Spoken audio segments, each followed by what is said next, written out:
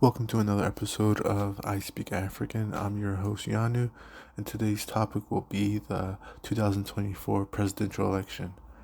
Although the presidential election is the most commonly spoken or most popular election, there are still other elections going on, like senators and also sheriff, your courts. So be mindful, and when you guys vote for other positions as well, because those are also very important.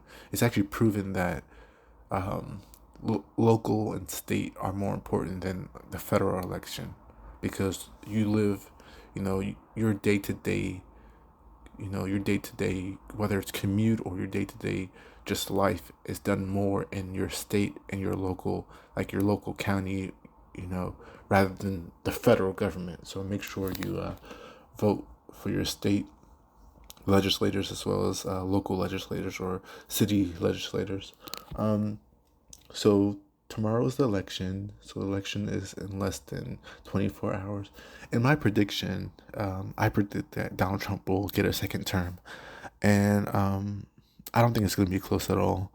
I think that if they do say it's close, it's because they lied, which the news often does, especially nowadays, because when Kamala Harris ran for office, when she ran for the same position in 2020, before no yeah in 2020 when Donald Trump was leaving and Joe Biden ran against her too, she was widely unpopular, extremely unpopular. She didn't even win a single delegate in her home state of California. So how is she suddenly so popular now? Doesn't make sense, doesn't add up. And then also she came in late, extremely late into the race. She came in what, 3 months ago, and the reason why the Democratic Party has fallen so far is because they recycle the same people. They recycle the same people, the same ideas, from the Clinton administration to the Obama administration to the Biden administration, and they don't keep any, they don't change anything. And as you can see now, I think that if whether Kamala wins or loses, you're gonna see a huge change in the Democratic Party, because the gatekeepers of old and the old guard, their time is coming to it, and they're getting old, and millennials, Gen Zs, and the other ones, I think they're called alphas. They're not gonna be voting for these old people anymore. They're tired of it, and one of the main reasons why Harris is losing is because her and the Democratic Party have taken black people for granted for so long that black people are now starting to see, hey, these people aren't doing anything for me. They're breaking their promises to my people. All they do is give us lip service. Why should we keep voting for them? And that's what's happening in real time. That's what she's seeing, and that's what she tried with that black male initiative, which I found extremely offensive. Like, how are you gonna be like, we're gonna make sure that black men can now sell legalized marijuana? Like, that's all we want to do? No, like, if you want to get the garner the black male vote, you know, make an initiative that we can get behind. Like, for example, free education, like, or at least we should get grants. You could do that, educational grants for whether you want to go to community college or you want to go to a 4 year university, or if you want to do a trade, you want to be an electrician or a plumber or do HVAC. Or you want to be a barber or whatever. We should be giving grants to do that. But no, they're trying to give us some small business, so we can open up small weed distributors, distributors, and then also crypto. What like what is that? We didn't actually know crypto. Um, yeah, and it's like, for example, um, they did the Asian hate crime bill during COVID, when they were saying that people were being, mistreating the Asian population. They signed that very quick into law. Like, at Biden, it went through the House, it went through the Senate, and then Biden signed it away. So why is that we've never gotten a health, a stop black hate crime bill. That should have been signed a long time ago. And then like the whole idea of reparations is black people are catching on like this task force and we're gonna study reparations. That's just an excuse to to prolong you know their life cycle in office. They say it all the time. Oh, we're gonna do a study. We're gonna set up a task force. We don't need a study or a task force, you know, because that study has already been done, and it was done back when Abraham Lincoln, signed the Emancipation Proclamation. He said 40 acres and a mule. That's that's what the political scientists at that time came up with. That was a fair, you know, a fair number, or a fair a fair reparations for black people. 40 acres and a mule. Now, if you knocked on my door and said, "Hey, Yanu, we're gonna give you 40 acres and a mule," I'd be happy with that. In case you don't know how big an acre is pretty much a football field. So just imagine you getting 40 football fields and a mule. Now, if they said, "Hey, we're gonna give you 40 acres, and then we're also gonna help you like maintain it for, let's say a year or two," I'm like, "Yeah, give me that." This idea that we're only just asking for money is ludicrous, because they're not even trying to hear us out, and that's what black people are getting tired of. You know, and it doesn't matter which celebrity Kamala brings out. She's extremely unpopular, Like, if you go back and you look at how unpopular Clinton was, Hillary Clinton, Kamala's even less popular than Hillary Clinton. Kamala's even less popular than Joe Biden was, towards his later years in office. And suddenly now they're saying that she's super popular. No, it's not true at all. They're lying. And the reason why I know they're lying is because after Donald Trump won in 2016, I saw a documentary where a lot of um, news pundits and news media channels were saying that they felt responsible for Donald Trump. Like, they felt that they cost Hillary Clinton the election by doing their job, which is giving the news, but they still feel guilty about it. So that's why now you see a lot of them just blatantly lying. Like when they had when Kamala had her Kamala and Trump had their debate. I think it was ABC. Like the moderator, I think it was David Muir. He wasn't even fact checking Kamala Harris. She could say whatever she wants. Yeah, Donald Trump was lying, but if you're gonna call it one person, call it the other person too. Make it fair. But they weren't.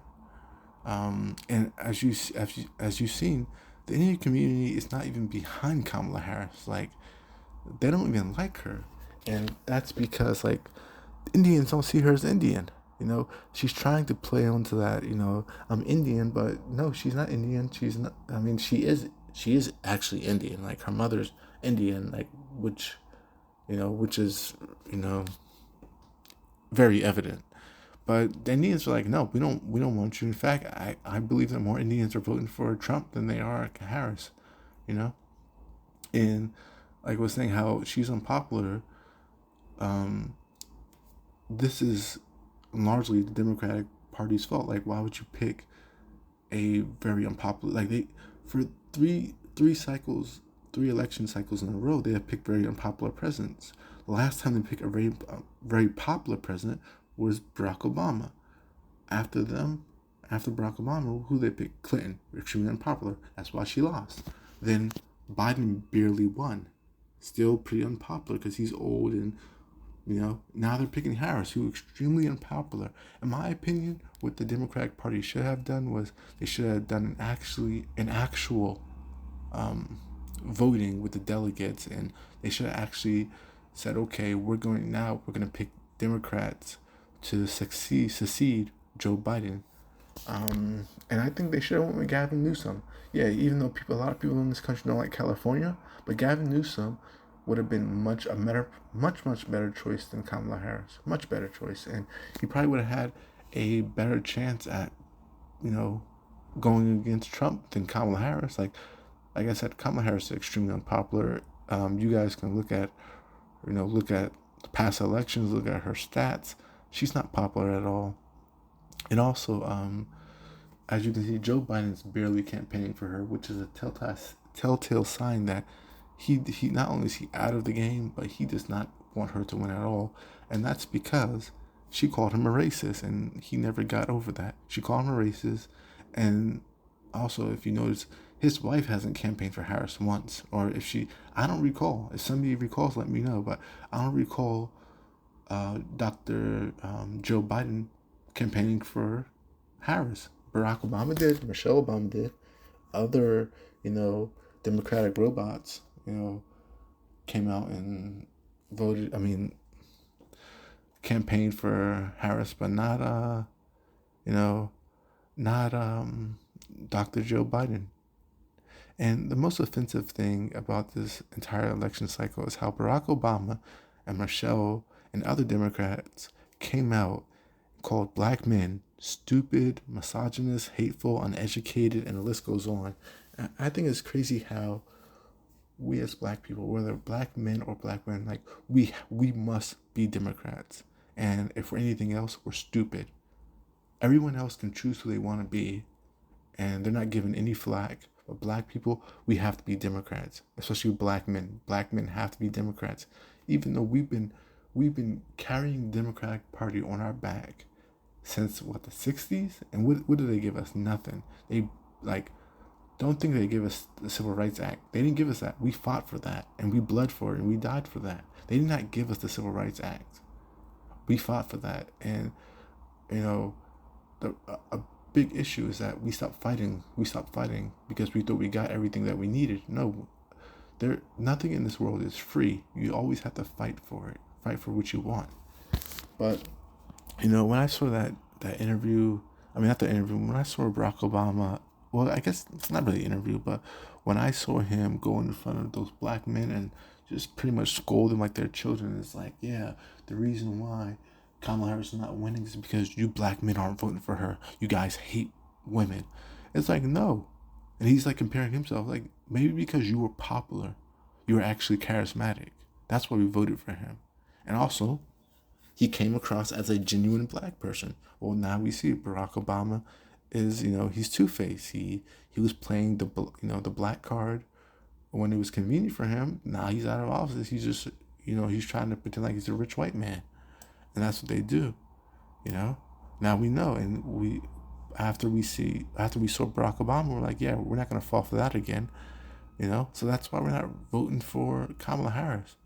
And then that interview she had with that black journalist, and the black journalist is like, "Are you going to give reparations for black people?" And she's like, "No, I'm not going to do things just for black people. No, like everyone else got reparations but black people, and you're saying you're not going to do anything for black people. Well, that's the problem. You don't, for too long the Democrats have been very blatant about their lack of love for black people, their disdain. They've been very, blatant about their disdain for black people, and they don't like us. I'm not saying Republicans like us any better, but at least Republicans don't pretend to be our saviors. Like the Democratic Party, their whole thing is like, we're gonna save everyone. We're gonna save black people, poor white people, Hispanics, Asians, Arabs, Native Americans. We love everyone. If you're, gay, we're gonna take care of you. That's their whole thing. But as you can see, when it comes to election time, they only care about like two different groups, and that's whichever group is popular at that time. As you can see, this whole entire election cycle, they didn't care about anything about black people, or especially black men. But once they saw that the percentage of black men has dropped and the percentage of black men for Trump has risen, now they're like, oh, we're going to do things for black men now. No, it's too late now. You should have did it earlier. And, like I said, if she wins, regardless of who wins, whether it's Donald Trump or Kamala Harris, I believe that the two-party system is the next 4 years, you're going to see it's going to vanish because people are really tired of this two-party system where they do nothing for the average American. And it's ridiculous. Like, just imagine if America only had, or the U.S. only had two banks, which was Bank of America and Wells Fargo. Already they're bad. Now, can you imagine you know, how worse they would be if they were able to, you know, if they were the only two financial systems or banking systems in America? They would do nothing. And that's pretty much what the Democratic and Republican Party are. They're pretty much the only two political parties that are allowed to be on the ballot because of, you know, these laws that prevent, a third party or a fourth party. And that's why they don't do anything for the American people. They have no competition. It's a monopoly. They have a monopoly on the American voters. And because they have a monopoly, they're not going to do anything, you know? And another thing that got on my nerves is how she says she's black. Like, this idea that because she went to Howard University and she pledged AKA she's black. Like, I've seen white people, Asians, Hispanics, and Arabs. They've gone to HBCUs. They've pledged Divine Nine. It don't make them black, you know. And we seen her mother. She's Indian. Now her father. And then here's another thing: not all Jamaicans are black. If you know the history about the Caribbean islands, you know the history about Jamaica. There are Indians in Jamaica. There are black people in Jamaica. There are mixed people in Jamaica. There are a lot of people in Jamaica. Not all Jamaicans are black. I remember when I was in school, there were Jamaicans who were mixed, like they were mixed Jamaican. Like, look at Sean Paul. Sean Paul is Jamaican. Vybz Kartel is Jamaican, but they're both not black. Vybz Kartel is black. Sean Paul is not black. Look at Usain Bolt. He's black. But then you have mixed Jamaicans. I remember when I was in school, there were mixed Jamaicans. They were Jamaican, but they weren't black. And I remember when there was an Asian guy who he was a Kappa. Other people pledge, other people go to HBCUs and they pledge Divine Nine. It's a part of college. When people go to college, a lot of times they're just getting out of high school. They're trying to discover who they are. They do a lot of things. Part of those things are pledging. Doesn't mean she's black, and she doesn't really talk about. If you notice, Kamala Harris doesn't talk about. I've never heard her once call herself black. I've heard her call herself Indian because there was like a commercial or some little interview she had with Mindy Kaling. For those who don't know who she is, she's the Indian girl or the Indian woman that was in The Office.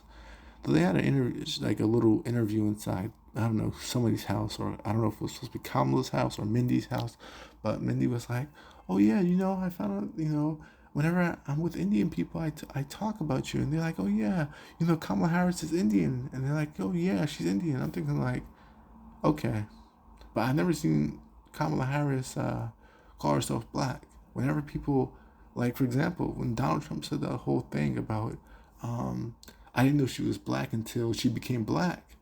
I knew exactly what she meant because Kamala Harris never came out and said she was black. And if she has, please somebody send me the interview or send me the sound bite where she's saying she's black. I've never seen her once say she's black. And my thing is, like, when she had that CNN interview with Dana Bash, and Dana Bash was like, how are you going to respond to the comments about Donald Trump saying that you're not black and you're only black when it's convenient for you? Like, she looked at Dana Bash and was like, we're not going to get into that. Now, if somebody's coming for my identity, my ethnicity, I'm going to prove them wrong. I'm like, no, I'm whatever. If I say I'm this, that's what I am. But she's like, she's not going to answer it, which is very weird. Like, why aren't you gonna debate that? She debates everything else, but why aren't you gonna debate, that you're black? And like her whole like black accent when she was like talking to union workers in, I think, Detroit. I was like, okay.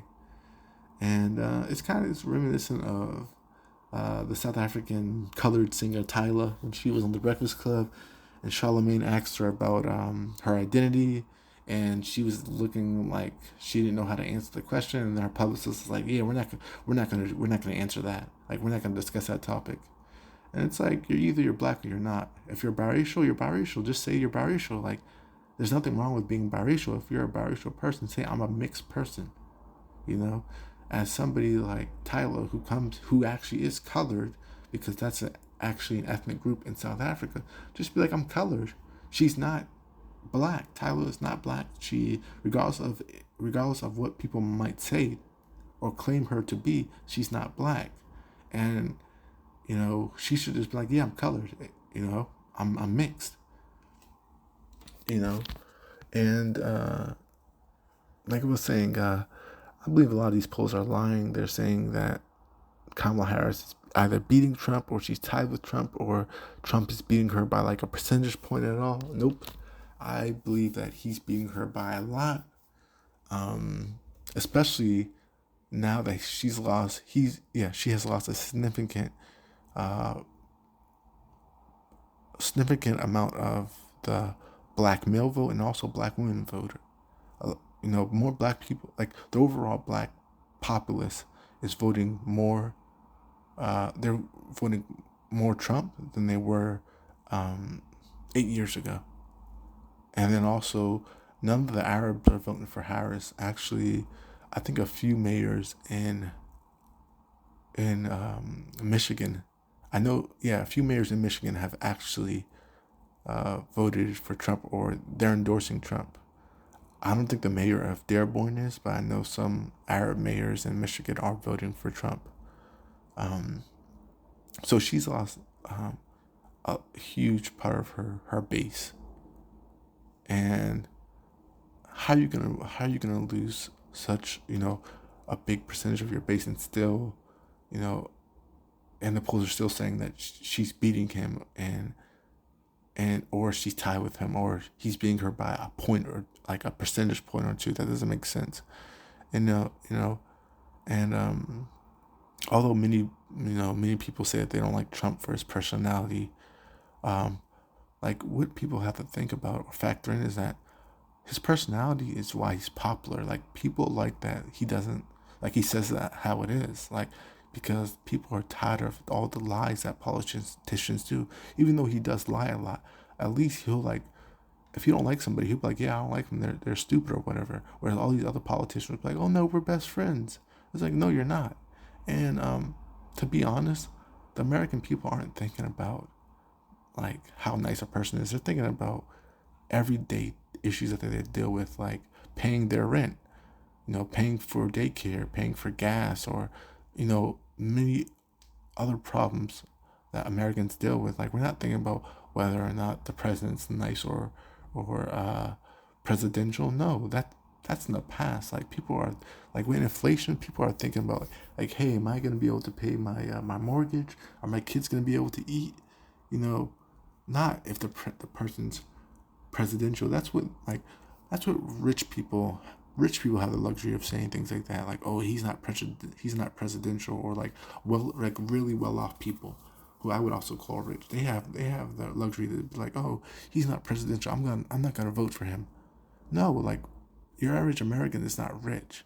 So, whether or not somebody's nice or not is the furthest from our concern. And just remember, uh, I think a lot of people realize that the media was lying, because I remember when Trump first got it, before he even got in, he was running against Hillary, they kept saying, if he wins, democracy as we know is going to end, the country is going to end, and pretty much the world's going to end. So he's just going to destroy the whole entire planet. And then we got 4 years of Trump, and, you know, economically it was pretty good, you know.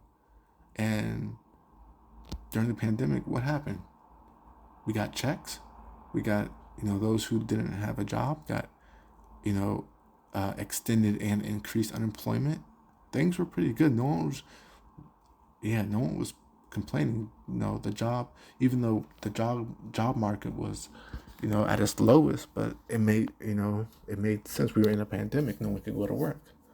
But when Biden gets in, what do we have? I remember 2021, $10 eggs, a dozen of eggs, $10. That's crazy, you know? Like, who wants to pay, who wants to pay $10 for a dozen eggs? Like, I remember when eggs were like $1 for a dozen back in, the 90s. Now it's like $10, but now you go to the store now, milk is like, you can't get regular whole milk for less than $4 or $5. No, I think it's like $5 almost, maybe $4. You know, everything's so expensive now, and people have less money now than they had in the past. So why would you vote for somebody like, she's a part of the Biden administration, and what is he doing? Nothing.